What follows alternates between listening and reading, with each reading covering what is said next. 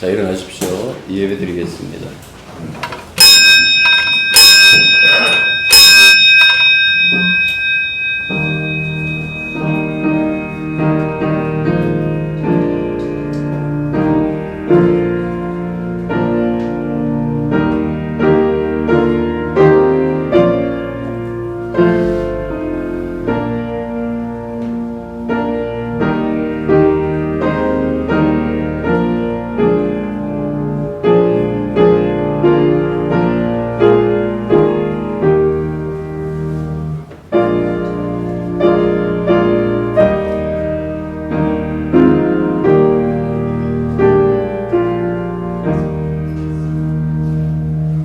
아버지 하나님, 창조의 질서를 따라 순항하던 이 자연이 덜커덕대며 여러 가지 힘들고 어려운 일들을 토해낼 때마다 이 모든 것들이 저절로 일어난 일들이 아니라 인간의 잘못, 인간의 죄 때문임을 알게 해 주십시오. 인간 스스로만 망치는 것이 아니라 하나님이 창조하신 자연까지 망치는 이 인간의 죄에 대해서 깊이 사고하게 하시며 그 죄를 위하여 십자가 지신 예수님을 생각하며 바라볼 수 있는 그 마음에서 저희들이 떠나지 않도록 도와주시옵소서. 이 예배가 온전히 주님만 주목하는 예배가 되길 원합니다. 우리들의 시간이 아니라 주님의 시간으로 온전히 주의 영이 역사하시는 시간이 될 수 있도록 역사하여 주옵소서. 예수님 이름으로 기도드립니다. 네, 말씀 오십니다. 히브리서 12장 18절부터 29절. 너희는 만질 수 있고 불이 붙는 산과 침침함과 흑암과 폭풍과 나팔 소리와 바람 소리가 있는 곳에 이르는 것이 아니라 그 소리를 듣는 자들을 더 말씀하지 아니하시기를 구하였으니 이는 짐승이라도 그 산에 들어가면 돌로 침을 당하리라 하신 명령을 그들이 견디지 못함이라. 그 보이는 바가 이르던 구성기로 무서워 이르되 내가 심히 두렵고 떨린다 하였느니라. 그러나 너희가 이룬 것은 시온산과 살아계신 하나님의 도성인 하늘의 예루살렘과 천만천사와 하늘에 기록된 장자들의 모임과 그녀와 만민의 살아계신 하나님과 및 온전하게 된 의인의 영들과 새 언약의 중보이신 예수와 및 아벨의 피보다 더 나은 것을 말하는 뿌린 피니라. 너희는 상과 말씀하신 이를 거역하지 말라. 땅에서 경고하신 이를 거역하는 그들이 피하지 못하였거든. 하물며 하늘로부터 경고하신 이를 말하는 우리일까 하느냐.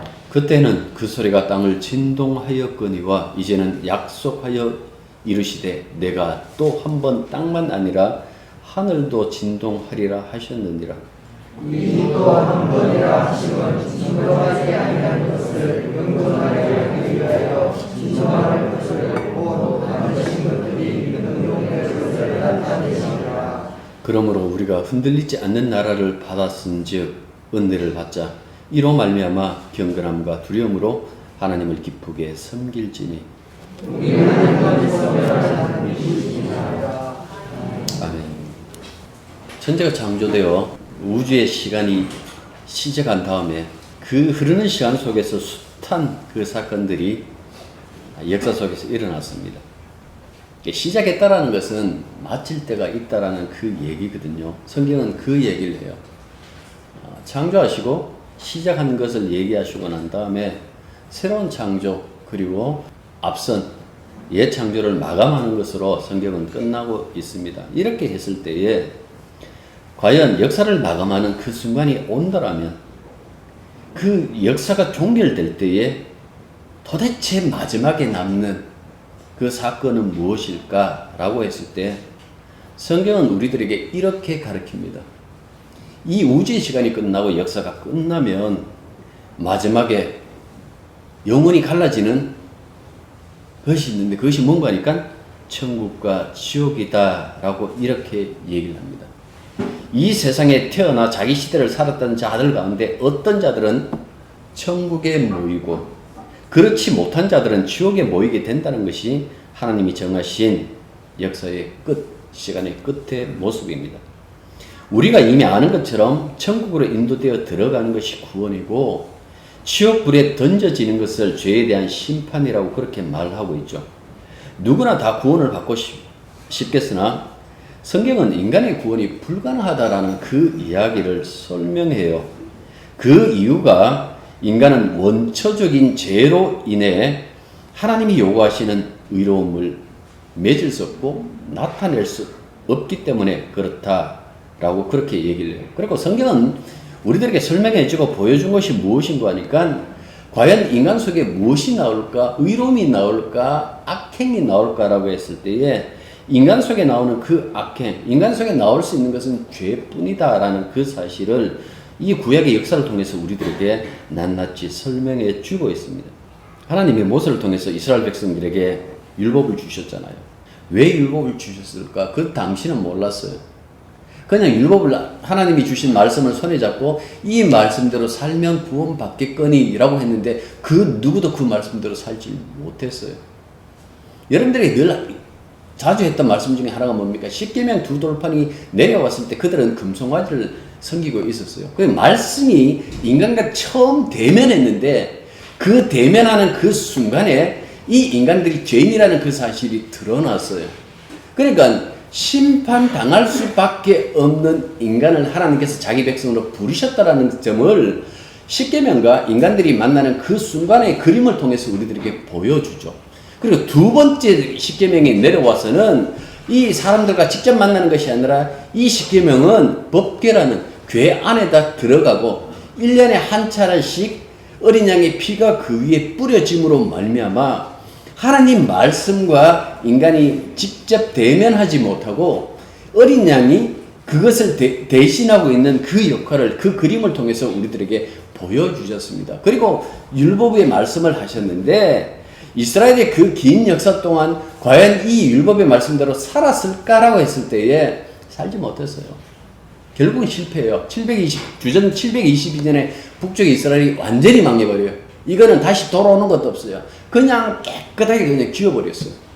그 다음에 남조였던 이 유다가 망하는데 586년에 주전 586년에 망하는데 이들이 70년 후에 돌아오죠. 돌아오는데 돌아왔어도 그러면 하나님 말씀대로 살았을까라고 했을 때 성경은 그렇지 않다라고 그렇게 얘기를 해요. 왜 이렇게 보여주셨을까요? 지키지 못할 그 말씀을 왜 이들에게 내려주실까요? 이것을 해석하고 이 부분을 우리들의 가르친 분이 사도 바울은 이렇게 얘기를 합니다. 로마서나 갈라디아서에서 왜 하나님께서 우리들에게 율법을 주셨는가? 우리를 죄 아래 가두려고. 누구도 죄로부터 벗어날 수 없다? 모든 사람은 다 죄인이라는 그 사실을 알게 하려고. 그러면 죄로 가두고 멸망시킬 것인가? 아니, 은혜로 구원하려고.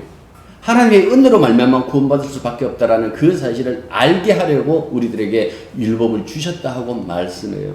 그럼 도대체 하나님의 은혜가 무엇인가라고 했을 때 사도 바울이 집중적으로, 그러니까 사도 바울이 주목했던 장소가 어딘가니까 십자가였어요.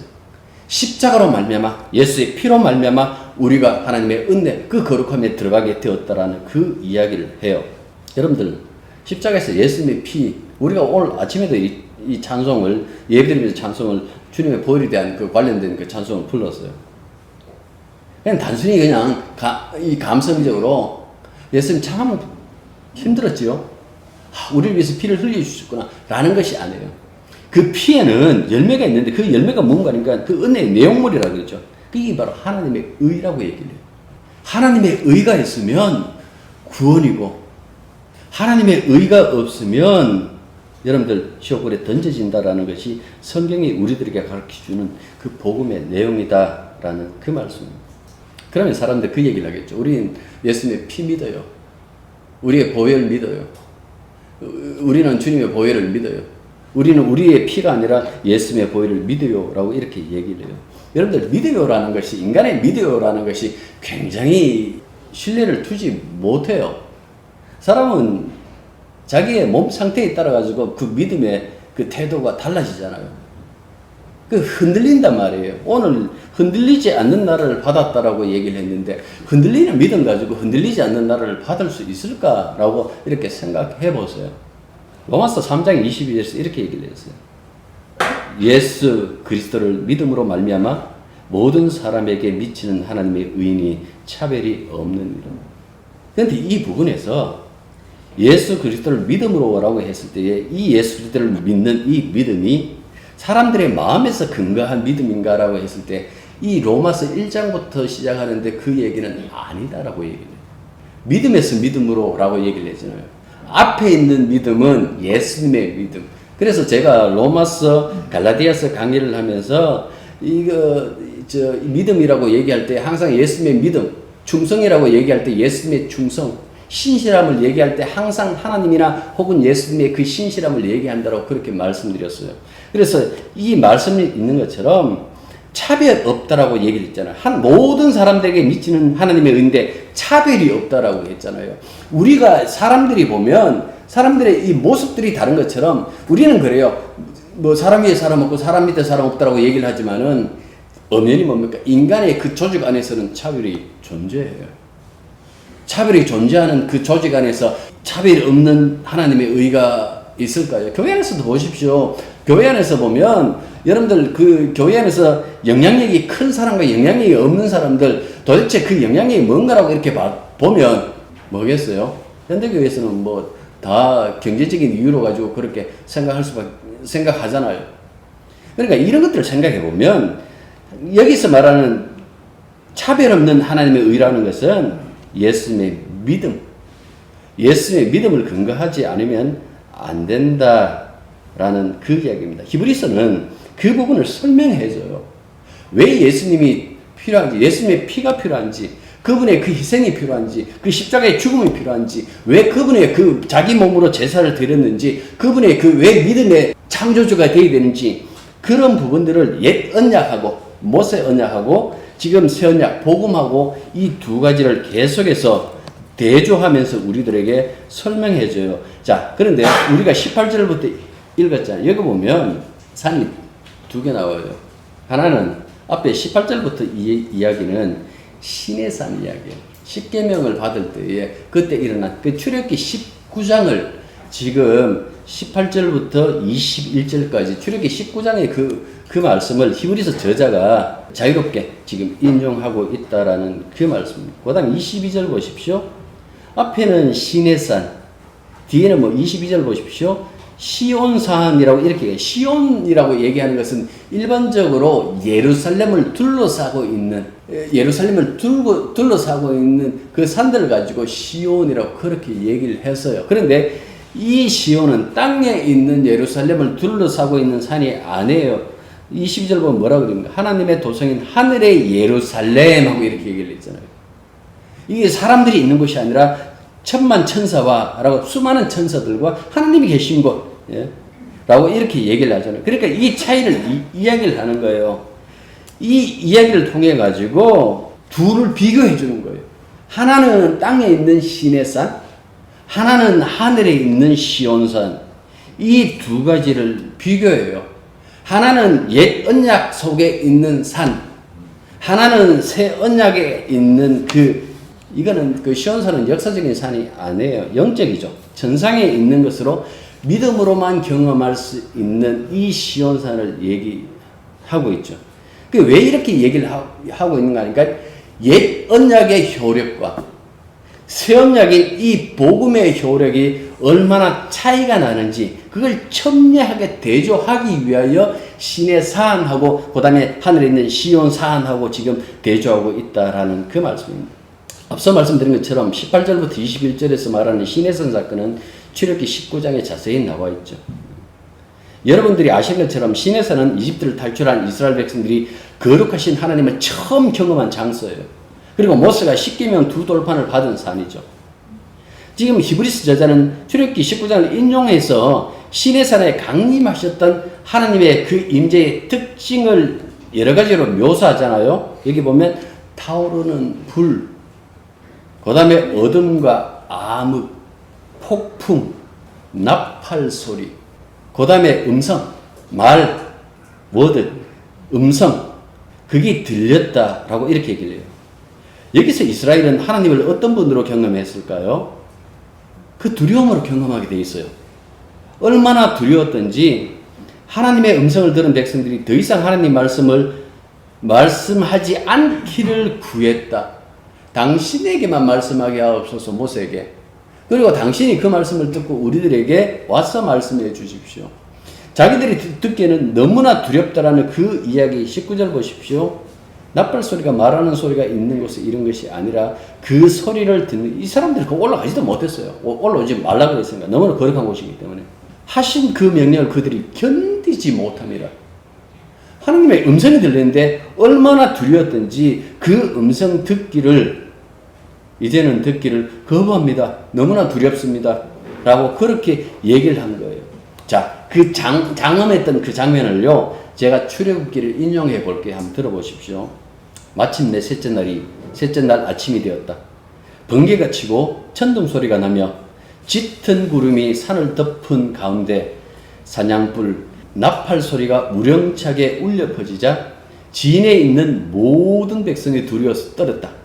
모세는 백성이 하나님을 만날 수 있도록 진으로부터 그들을 데리고 나와서 산 기슭에 세웠다.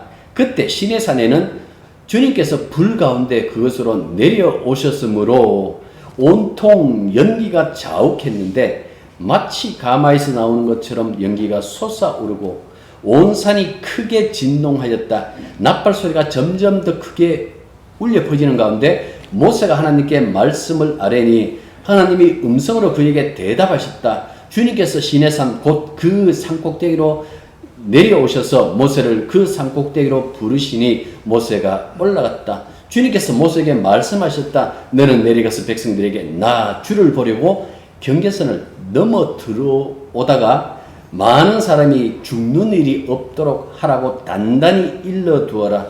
나 주에게 가까이 오는 제사장도 자기를 성결하게 하여야 한다. 그렇지 않으면 나 주가 그들도 쳐서 죽일 것이라. 제가 출애굽기 19장 16절부터 22절까지 세 번역을 읽어드렸어요. 굉장히 두렵죠. 경계선 넘어오면 다 죽이겠다. 왜? 그들은 거룩하지 않기 때문에. 시내산은 이렇게 불과 진동, 어둠과 공포, 접촉 불가, 죽음의 경계가 그어진, 총체적으로 이건 두려움을 얘기하는 거예요. 예언약 속에서 하나님은 뭡니까? 두려운 분이시다. 감히 우리가 접근할 수 없는 분이시다. 근접할 수 없는 분이시다라고 그렇게 얘기를 해요. 그래서 이 부분은 앞서서 제가 이 히브리서 저자가 구약을 이렇게 자유롭게 인용한다 그랬잖아요. 모세조차도 21절 보시면 내가 심히 두렵고 떨린다. 21절 보십시오. 그 보이는 바가 이렇듯 무섭기로 모세도 이럴 때 내가 심히 두렵고 떨린다 하였느니라. 이거는 신명기 9장 19절을 자유롭게 인용했어요. 여호와께서 심히 분노하사 너희를 멸하려 하시고 이게 뭔가 하니까 금송아지 사건 이야기하는 거예요. 그래서 모세가 다시 산 위에 올라왔을 때 쟤들 다 쓸어버리자. 내가 너로부터 다시 시작할게 라고 하니까 모세가 중보자 역할을 하잖아요. 중보 역할을 할 때 그때에 여호와께서 심히 분노하사 너희를 멸하려 하심으로 내가 두려워하였노라. 이걸 가지고 지금 히브리서 저자가 이 이야기를 하는 거예요. 하나님이 얼마나 무서웠는지 모세조차도 심히 두렵다고 했다라고 이렇게 얘기를 했어요. 그래서 시내산에 임재하신 하나님하고 지금 히브리서 저자가 우리들에게 접촉시키는 것은 뭔가니까 하나님 이렇게 거룩하시고 두려운 분이시다. 누구도 하나님 앞에 나갈 수 없다라는 그 얘기를 해요.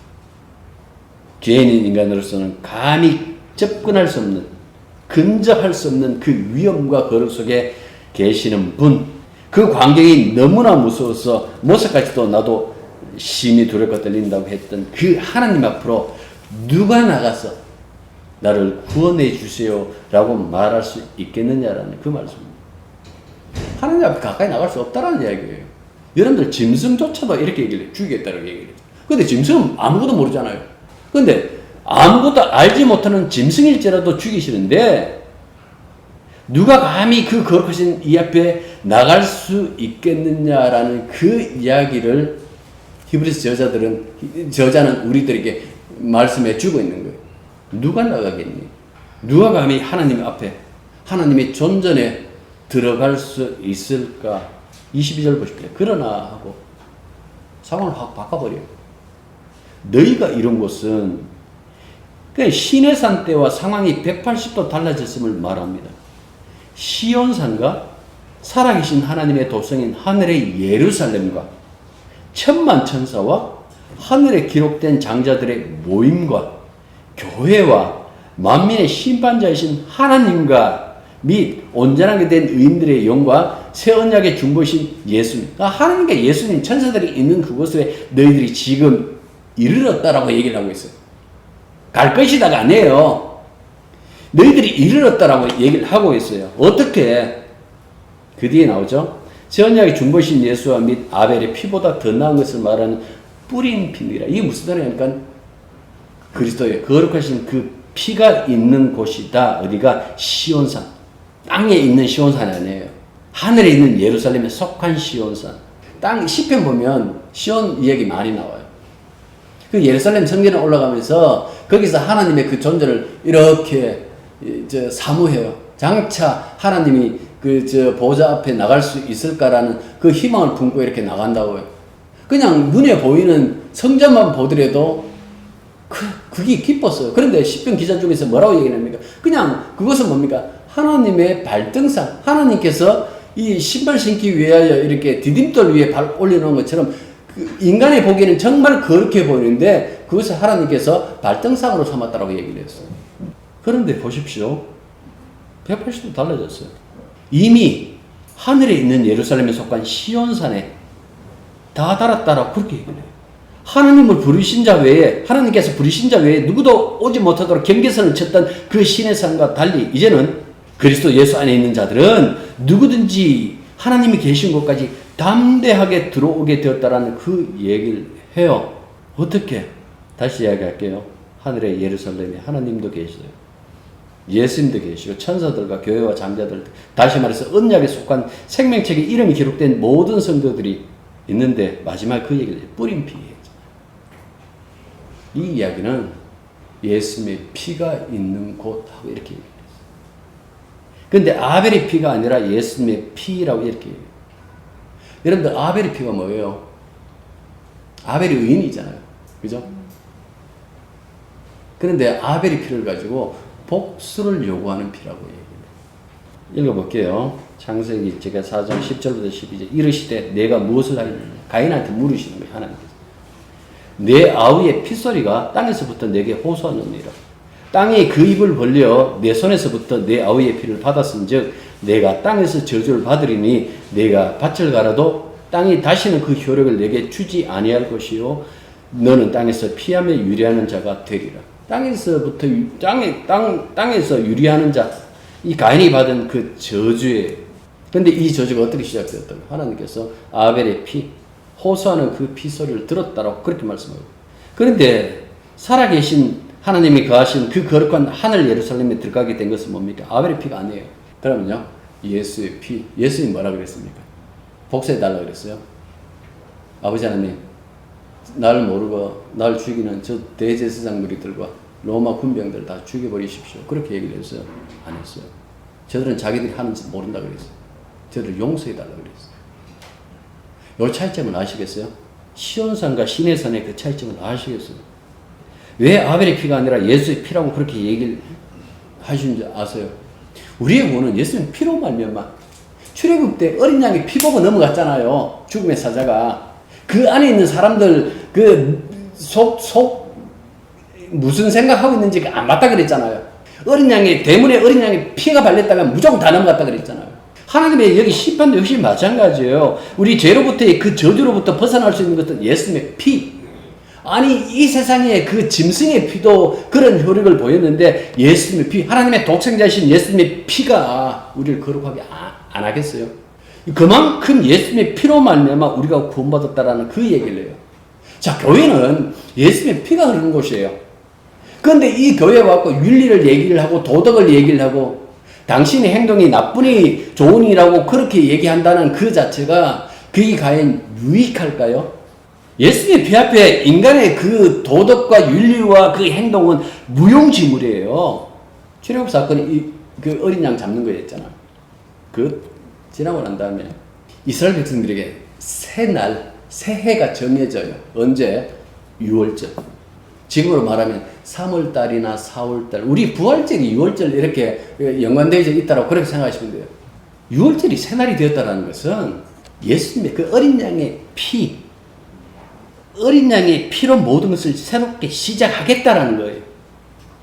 하나님이 우리를 보시고 어린 양의 피로 시작하지 않는 모든 것들은 무효화시키겠다라는 것이 6월절로 새날 시작하는 거예요.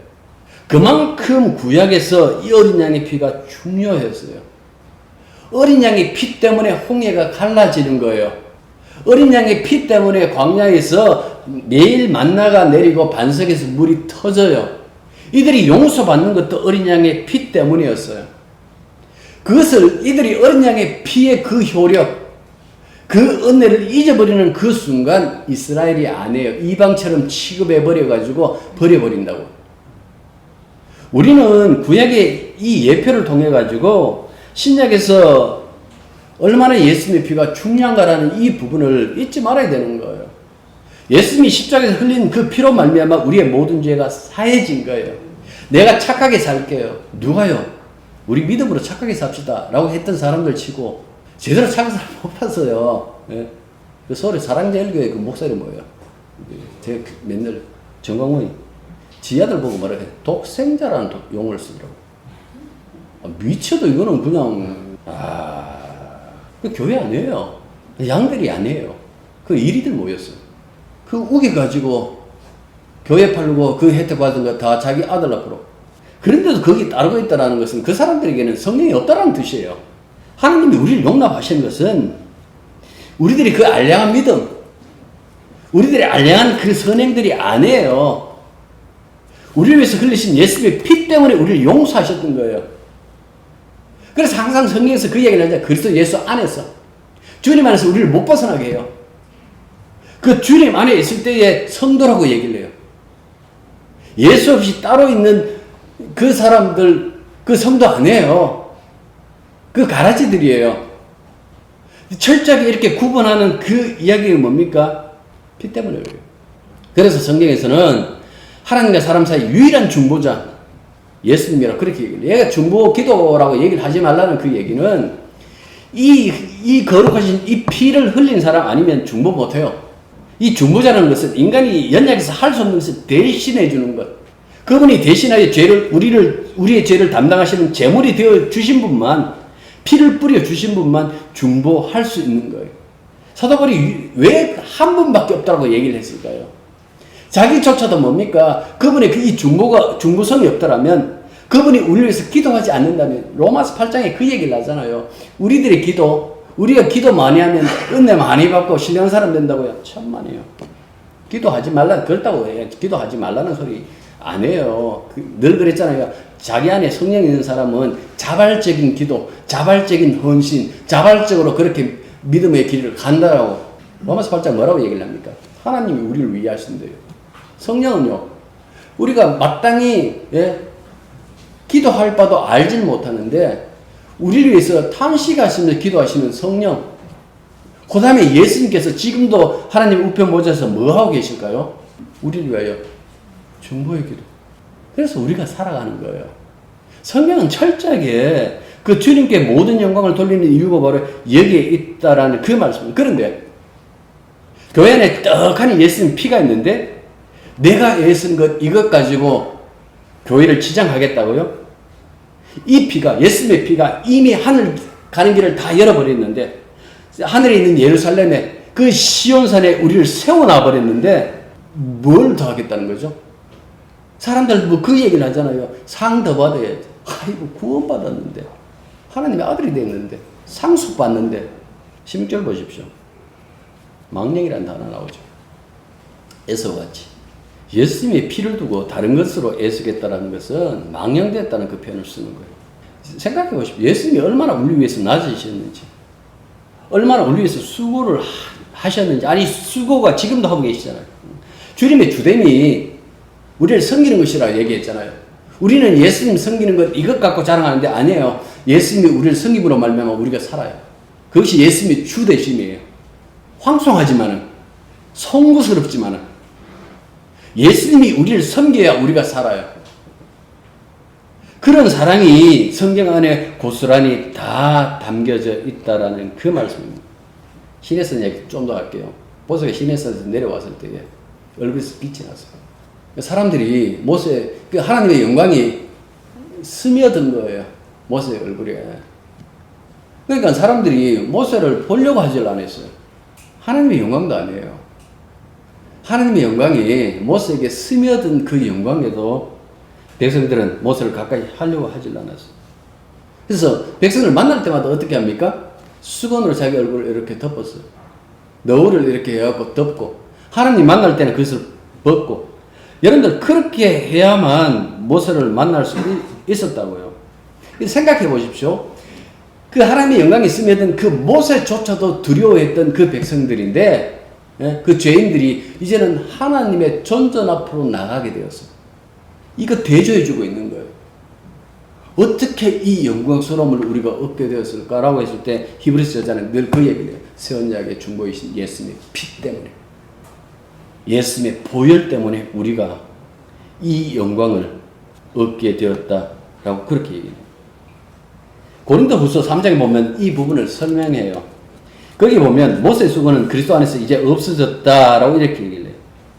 그게 뭡니까? 하나님의 영광을 직접 접할 수 있는 그런 어떤 그 자리로 우리들에게 열렸다 하고, 어떻게? 주의 영으로 말미암아. 하나님 주의 영, 그 성령이 예수님이 이루신 그 하나님의 의를 가지고 우리들과 함께 하기 때문에 우리가 이제는 그 너울 없는 그 하나님을 존전 앞에 나갈 수 있는 그런 길이 열렸다라고 얘기해요. 구약을 여전히 지금도 신약인데도 불구하고 구약 시대에 사는 것처럼 하는 사람들이 있잖아요. 예수 믿는다고 구원받는 거 아닙니다. 여러분 착하게 사셔야 됩니다. 주일 성수해야 됩니다. 11조 해야 됩니다. 어디에 그런 게 나오죠? 성경에 근거해서 이야기를 해야 되는데 그 얘기를 했잖아요. 어디에 그런 게 나오죠? 구약에는 주일이 언제냐? 신약은요. 누가 우리를 자유케 하느냐? 누가 우리를 안식케 하느냐? 예수님이에요. 예수님 안에 있는 것이, 여러분들 그게 안식일이에요. 주일이에요. 주일이라는 말도 신약에서 잠시 쓰긴 썼지만은 별로 그거는 구약의 안식이라고 다른 개념이에요. 예수님이 우리들이 11조예요. 죄인은 우리가 하나님 앞에 나갈 수 있는 것은 한 가지밖에 없어요. 뿌린 피. 다시 말해서 예수님의 그 십자가의 보혈밖에 없다라는 그 얘기를 하죠. 자, 25절부터 보시면 그렇게 얘기를 해요. 거역하지 마라. 땅에 있는 사람들도 심판받았는데 지금 하늘에 속한 우리들이 심판받아 얼마나 크겠느냐라고 이렇게 얘기를 해요. 이 얘기 속에 담겨져 있는 것은 그만큼 우리가 받은 은혜가 크다라는 그 사실을 이렇게 얘기를 하면서, 그 다음 보시면 26절부터 보십시오. 그때는 그 소리가 땅을 진동하였거니와 이제는 약속하여 이르시되 내가 또 한 번 땅뿐만 아니라 하늘도 진동한다라 그렇게 얘기해요. 땅이 아니라 하늘까지 진동하는, 이 진동하는 곳에서 우리가 보십시오. 28절. 그러면 우리가 흔들리지 않는 나라, 진동하지 않는, 흔들리지 않는 나라를, 뭐 침대 광고하는 것처럼 흔들리지 않는 나라를 지금 우리가 받았다라고 이렇게, 흔들리지 않는 평안함 하면서 이렇게 침대 그 광고 나오지 않습니까? 흔들리지 않는 나라를 받았다 이렇게 얘기를 해요. 지구가 계속 움직이는 건 아시죠? 판운동이라고 그렇게 얘기를 하는데 지각이 계속 움직여요. 지구 안에 내게 뜨거운 것이, 모든 것이 다 녹아있는 그 불덩어리가 지구 안에 있다라는 그 말씀. 그게 움직여요. 그게 이제 부딪히니까 지진도 일어나고 그 화산이 터지고 그렇게 얘기를 한다고요. 게다가 처음에 제가 기도하면서 말씀드린 것처럼 창조로부터 시작해서 이제 시간과 공간의 어떤 그 경험하는, 우리는 항상 시간과 공간으로 세상을 경험하는데 이 끝날 날이 있다고 그렇게 얘기를 해요. 그게 흔들리는 것을 얘기해요. 흔들린다라는 것은 변동한다, 변한다라는 것을 얘기해요. 언제요? 주님 다시 오십니다. 베드로후서 3장 7절에서는 이 세상을 통째로 불태운다라 그렇게 얘기해요. 이 심판의 불에서 건짐을 받을 수 있는 자들은요, 오직 예수 그리스도의 피가 뿌려진 성도들 뿐. 성도들 외에 누구도 구원받을 수 없다라는 그 얘기를 해주고 있는 거예요. 그 흔들리는 세상. 우리는 지금 그냥 건물 안에서 흔들리지 않는다고, 뭐 지진이 안 일어난 이상 흔들리지 않는다고 생각하지만 우리가 알지 못하는 이 지구판 전체 움직여요. 그런데 영원히 흔들리지 않는 그 하늘의 시온에 세운다. 아니 이미 들어갔다라는 그 얘기를 해요. 계시록 7장 한번 읽어볼게요. 그가 나에게 이르시되 이는 큰 환란에서 나오는 자들인데 어린 양의 피에 그 옷을 씻어 희게 하였느니라. 그러므로 그들이 하나님의 보좌 앞에 있고 또 그의 성전에서 밤낮 하나님을 섬기며 보좌에 앉으신 이가 그들 위에 장막을 치시리니 그들이 다시는 줄이지도 아니하고 목마르지도 아니하고 해나 아무 뜨거운 기운에 상하지 아니하리니 이는 보좌 가운데 계신 어린 양이 그들의 목자가 되사 생명수샘으로 인도하시고 하나님께서 그들의 눈에서 모든 눈물을 씻어 주실 것입니다. 이 땅에 있는 삶과 다른 삶을 이렇게 묘사한 거예요. 장차 천국의 그 삶 다르다. 전혀 이 땅의 삶과 다르다라는 것을 이렇게 설명해 주고 있어요. 예수 믿는 사람은 이미 그 세계에 발을 내디딘 사람입니다. 노력해서 들어갈 사람들이 아니고 이미 그 땅에 들어간 사람들입니다. 그런데 세상 사람들과 똑같이 사고방식을 가지고 살겠다고요? 흔들리는 세상 속에서 흔들리지 않는 자기 인생을 만들려고 애쓰는 그 사람들과 똑같이 생각하고 살 필요가 있을까요? 이미 하나님 나라에 속해져 있더라면 다른 사고방식, 다른 삶의 자세로 살아야 되는데 그것이 뭐라고 그랬습니까? 그리스도처럼 사랑하는 것, 세상을 섬기는 것. 이미 우리는 유일하게 흔들리지 않는 그 나라를 소유하고 있기 때문에 그 얘기하는 거예요. 여러분들 흔들리지 않는 나라가 있습니다. 그 나라가 미국이 아니고 대한민국이 아니고 독일이 아니고 중국이 아니고 하나님 나라입니다. 여러분들 그 얘기하기 위하여 성도를 아직까지 이 땅에다 심어두신 거예요. 그 역할을 하라고. 그 얘기하라고. 우리가 받은 그 예수님의 피로 말미암아 얻은 그 복이 얼마나 큰지 그건 얘기하라고. 기도하겠습니다. 성도들에게 약속한 그 복, 이미 우리가 그 속에 있음을 성경은 끊임없이 반복해서 말씀해 줍니다. 그런데도 불구하고 늘 불안해하고 자기의 인생 흔들리지 않게 하기 위하여 자기가 세워야 된다고 착각하고 있는 것은 아닐런지요. 주님 안에서 믿음으로 살아가는 우리들의 삶의 그 복됨이 얼마나 큰지를 늘 깨닫게 해 주시사 눈에 보이는 환경이 아니라 보이지 않는 주님의 나라에 속한 자로서 늘 믿음으로 여기서 살아갈 수 있는 저희들에게 도와주시옵소서. 세상 사람들과 다른 사고방식, 세상 사람들과 다른 그 인생길 가는 것을 부끄러워하지도 말게 하시옵고 두려워하지 말게도 하시옵고 늘 즐거움으로 그 길 갈 수 있는 믿음의 사람들이 될 수 있도록 당신의 백성들을 붙잡아 주옵소서. 예수님 이름으로 기도드립니다.